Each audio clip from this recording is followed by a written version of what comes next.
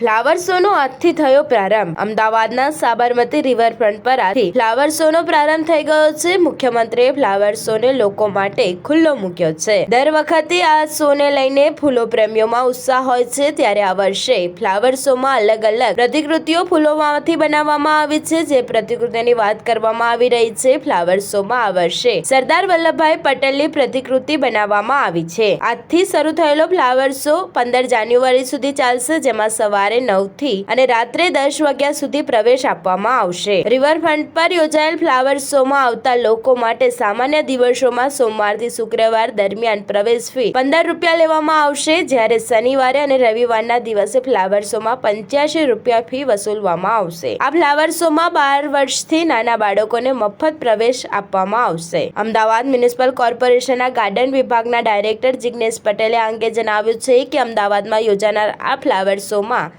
શહેરીજનોને સરદાર વલ્લભભાઈ પટેલની પ્રતિકૃતિ, નવા સંસદ ભવનની પ્રતિકૃતિ, મોઢેરાના સૂર્ય મંદિરની પ્રતિકૃતિ, વિક્રમ લેન્ડર, ચંદ્રયાન 3ની પ્રતિકૃતિ જેવા અલગ અલગ આકર્ષણો જોવા મળશે। સ્ટાર ન્યૂઝ 7 હંમેશા સચ્ચાઈની સાથે।